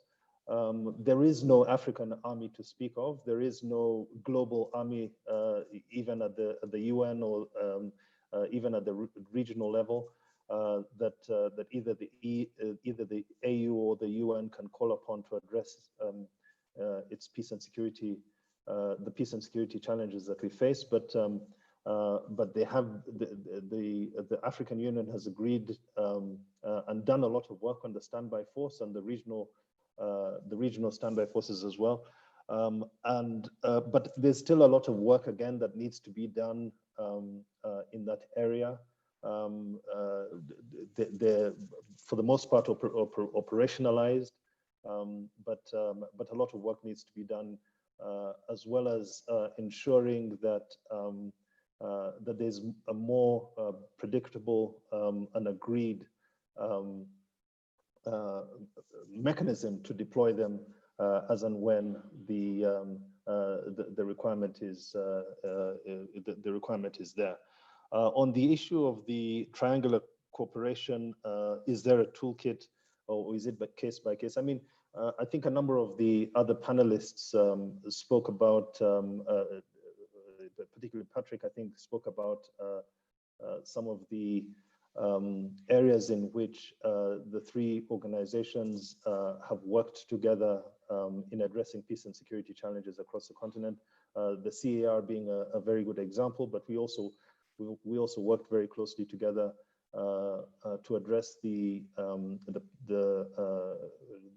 challenges that Madagascar was facing, and working together to support the process that led to the election and the installation of the new government in Madagascar. So there are a number of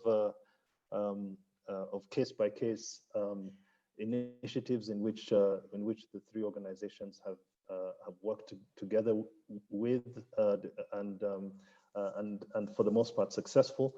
But I think it's important here also that we recognize that sometimes the relationship isn't that smooth, and it's important that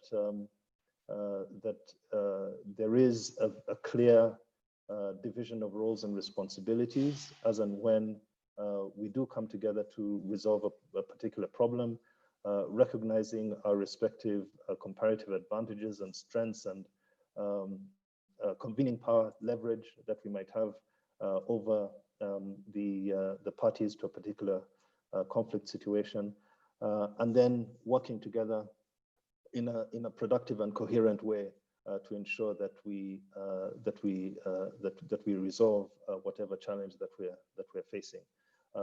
I think we're quite successful in the case of Madagascar, but as other speakers have illustrated, there are also other situations in which we work together quite successfully. I think CAR being one of them, the AU-UN, ECOWAS also working very well together to resolve the recent challenges in Mali, in the Gambia a couple of years ago as well. So I think there is a precedent, and I agree with the other speakers that really the case-by-case approach is probably the most effective. Thank you.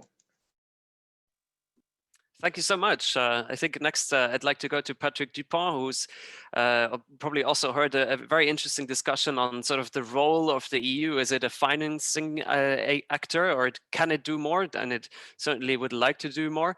There was an interesting discussion on the EPF as well, and maybe you'd like to answer some of the questions. Thank you.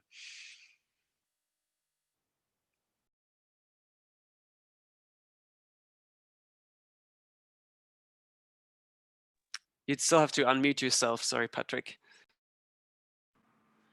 Sorry, I'm back in. Okay, fine.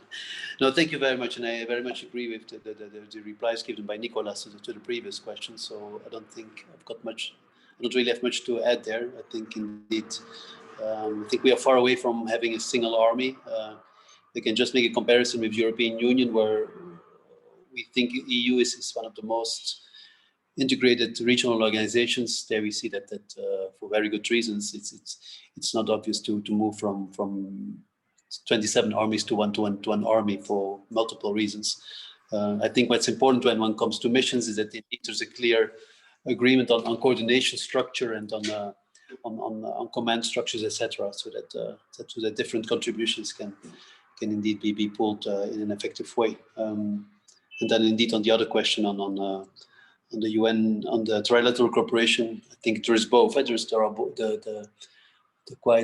the highly political declarations and guidelines, but then indeed one often has to see at the pragmatic level how this can be implemented, and then we already gave some country examples. Indeed, as the role of the EU, maybe first on financing, specifically on the questions related to European Peace Fund and also the new cooperation instrument. It's still early day to say how this is going to evolve, because as you maybe gathered, negotiations haven't concluded yet. I mean, there are complex negotiations ongoing between European Commission, between the Council of Ministers and the European Parliament. So it's still early day to say where this is moving forward. Also, what will be the financial envelopes which will be attributed to Africa and to other continents. It's still an open question. I mean, the political objective is certainly there, is not to reduce the funding, but this is for everything from development to humanitarian aid and to stability. It's not to reduce the envelope for our partners on the African continent, bilaterally and continentally. But indeed, I mean, there are many challenges, and it's I mean, the post-COVID situation will already have heavy pressure on budgets, and also it's just sufficient to look at what's happening worldwide.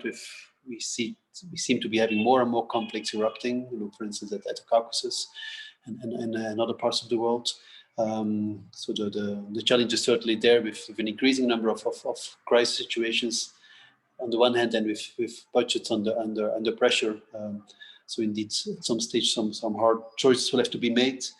And indeed, that's why on an idealistic front, it's important to have this comprehensive conflict approach. So trying to look really much into the prevention of conflict and into resolution of conflict.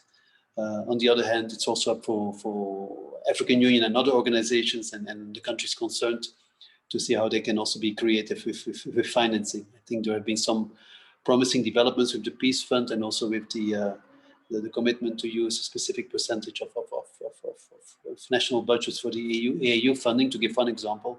So that's a promising development, but it's not going to give a solution in the short term. So indeed, the challenges will remain on the financial side. I think we all agree on that, and then we have to see how to be as cost effective as possible collectively.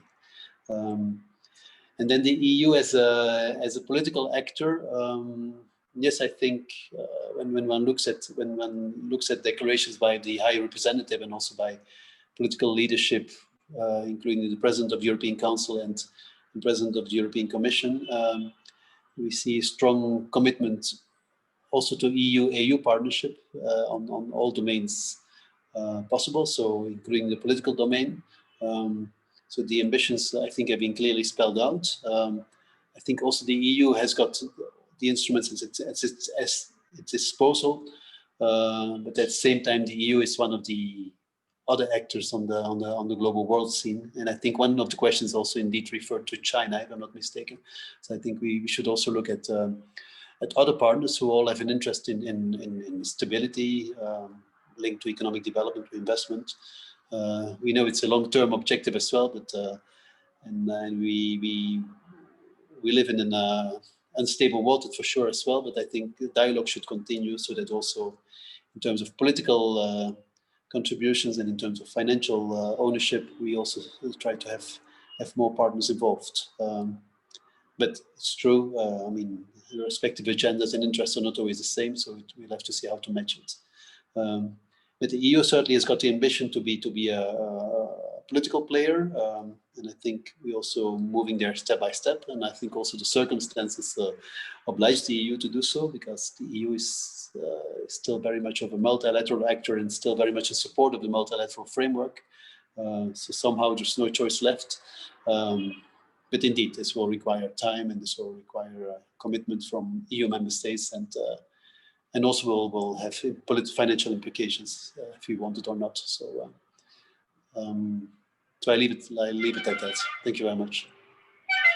Thank you so much for, not least for this perspective on the inner workings of where the EU is going, and the MFFs in negotiations are certainly very complex. So it's an ongoing process, and thanks also for this perspective on China. I think what's interesting is that the EU has also done another trilateral cooperation actually in Africa a few years ago with China on pulling out development aid from China and building projects together with 3 sites. So there's a lot of change happening there as well.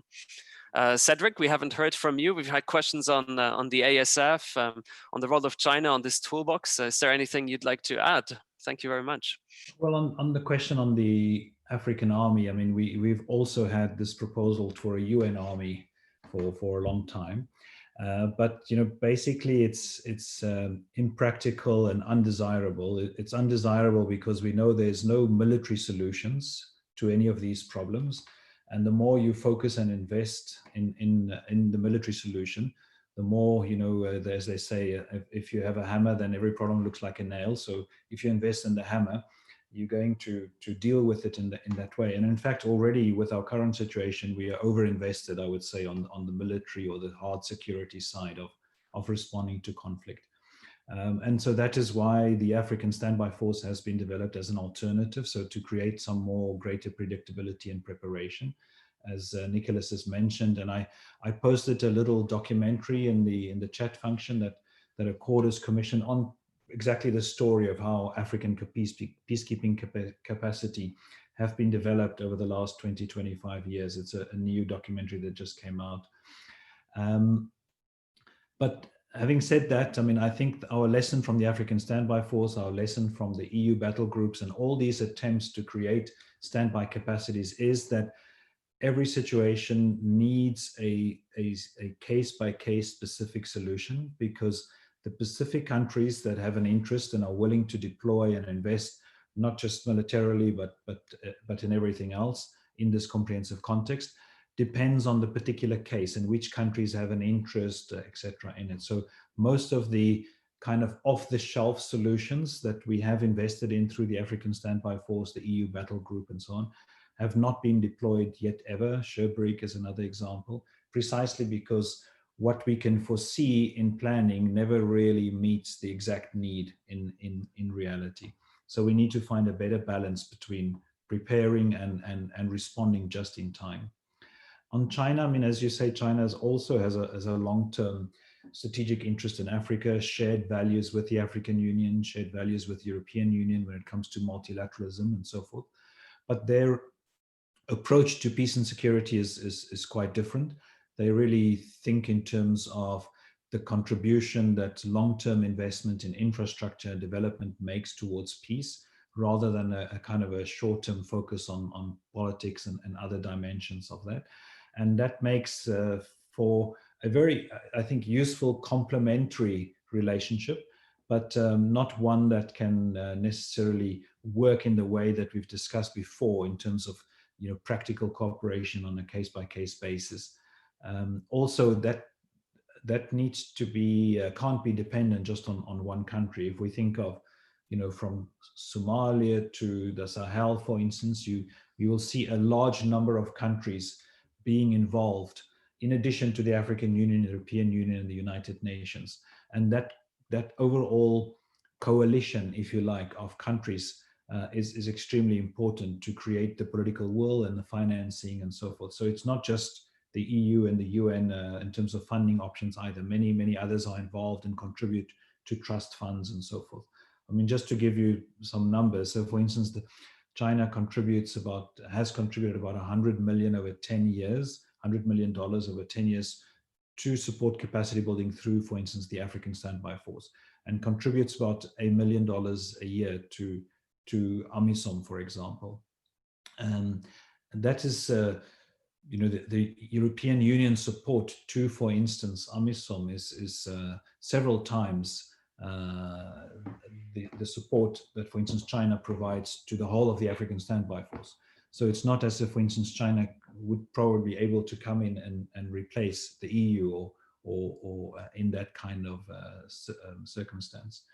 So I think we need to look much more broadly to not just one particular country or even one grouping, but really look at how we can do this globally together.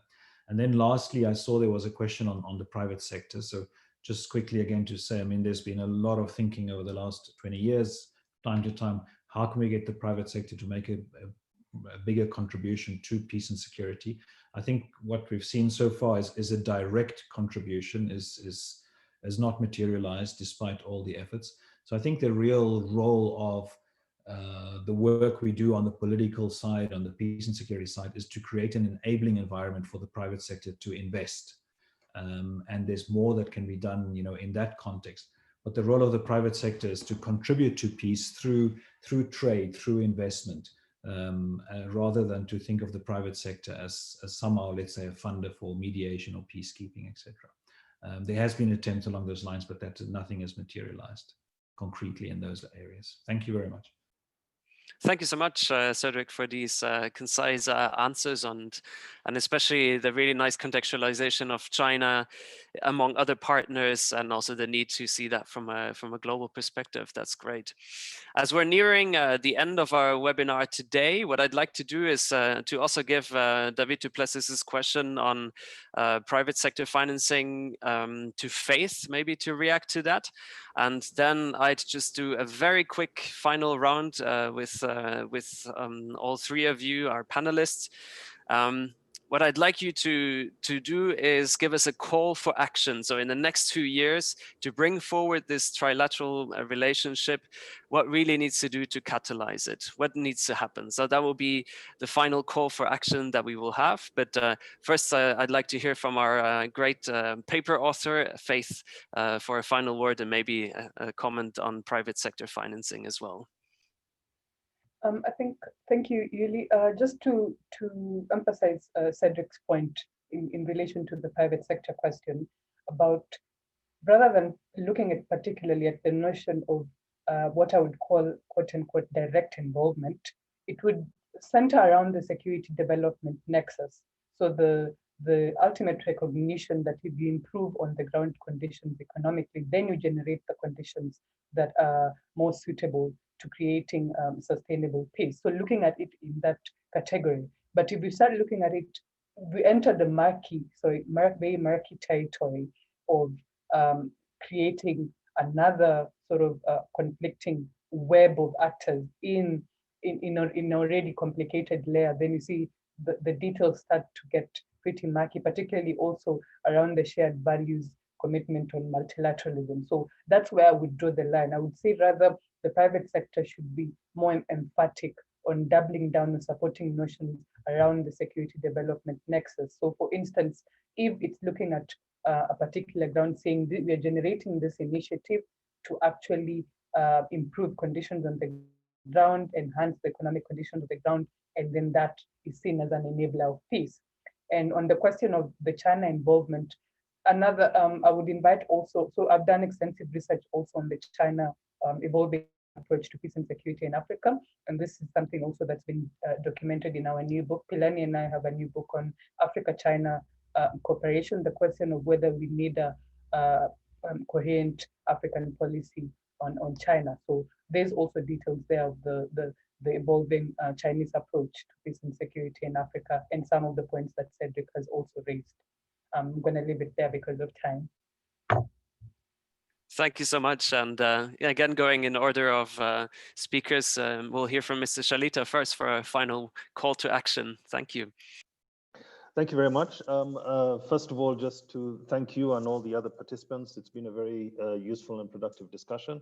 In terms of the main points I'd like to leave us with is the first point being the imperative for us to invest a lot more time, resources, human capacity, and so on all aspects of across the conflict cycle, focusing, I think, a lot more on conflict prevention than we have up to this point. I think that would be very important, and for us, for the three organizations, to work more closely.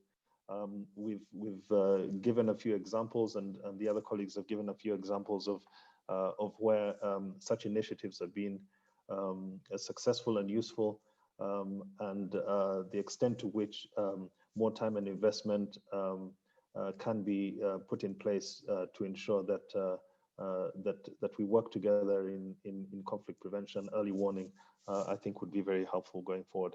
The second point, and this speaks very much to the African Union and the United Nations, I think we need to do the Secretariat, the UN Secretariat and the AU Commission, I think, need to do a lot more in terms of ensuring that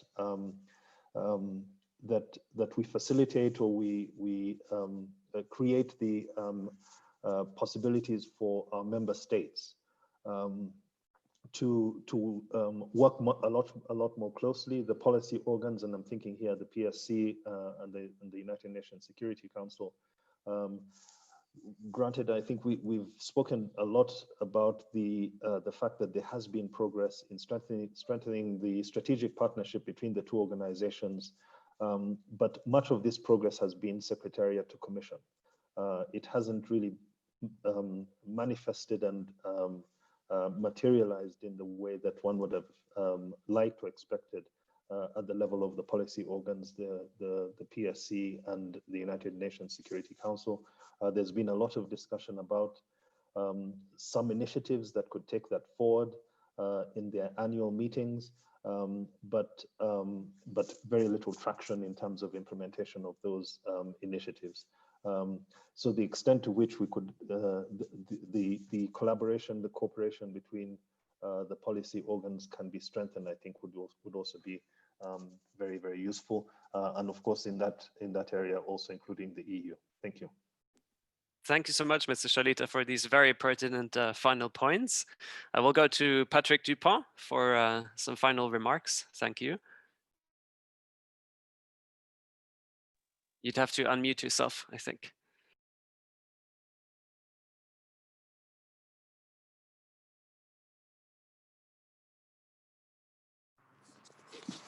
Yeah, I hope this is better now, so apologies. No, thank you indeed for this very interesting debate and this rich exchange, and it's really a privilege to be part of it. Now, my conclusions are, that's positive, I think are very much in line with the previous speaker, with Mr. Shaita. I think indeed the call for action should focus indeed on, and I think other speakers said as well, on this holistic approach to crisis situations and to conflict, and really to double our efforts collectively, UN, AU and EU, and also other important bilateral actors on minimizing the risk for armed conflict. And this goes for obvious reasons. And linked to that, I think, and I would agree with also what was said on governance from the AU and African side. I think this can also go together with enhanced regional cooperation and integration. I think quite some progress has been made. But I think even much more progress can be made to indeed also establish a security and cooperation space on the African continent as in other places. I think quite some investment is still required there in conflict prevention, and as we know, this will pay off in terms of avoiding armed conflict and the obligation of having peace support operations. So I think this would also be my main message. And then another message is indeed related to the political partnership. I think we have said it before. I mean, there's already quite some progress being made between the different entities bilaterally, UN-EU, UN-AU, and EU-AU. But where we can still reinforce the political dimension of it, so that indeed we come to an equal partnership where indeed the respective political weight of the different players is given full value when we think about contributing to peace and security at a continental level and at a global level. Thank you very much. Thank you so much. And again, last but not least, sorry, Cedric, you always come last, but you will have the last word at least today. Well, I don't think I have much to add. I think we need to land the AU-EU strategic partnership in the next couple of months. And linked to that, I agree with Nicholas that we could also strengthen the strategic partnership between the UN Security Council and the Peace and Security Council. Maybe something concrete like the AU-EU strategic framework is something we could look at the Security Council as well, some kind of agreed document about partnership, the same way that we have between the Commission and the Secretariat. If there could be some document like that at the level of the councils, that could actually be quite interesting and give us that framing of broad principles around which the relationship can always fall back and be checked again. And then much down to the other level, at the tactical or practical country level, I think as we all discussed, I think if we could, in contexts like the Horn of Africa or Sahel, really work together to operationalize the comprehensive approach and see what that means in terms of what structures and mechanisms do we need to bring all these actors together to really be able to bring their different elements together so we can have a kind of an aggregated or cumulative or collective effect on the situations. I think that would be very valuable. I'll stop with those two action points. Thank you very much for having me, and thank you very much for everyone for the dialogue. And thank you. So what a rich discussion this has been. Thank you all for your excellent engagement, our panelists, but also the audience for raising these very refined and pertinent questions. And we do indeed walk away from today's meeting with some very pertinent calls to action. I'd like to thank our hosts, the Friedrich Ebert Foundation at the African Union and the Institute for Global Dialogue, for making this event possible. Also to Faith for presenting her research, for writing her research. It's something that is always underestimated. Her paper, as well as the other paper on APSA financing, can be found on fes-au.org. You'll find the paper there, as well as a recording of today's webinar.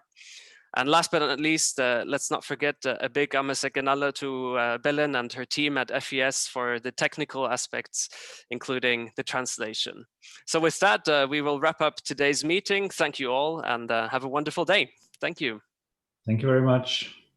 Thank you, colleagues. Thank you, Uli. Thank you very much. Thanks, colleagues. Thank you. Thank you. Bye. Thank you, everybody. Thanks a lot.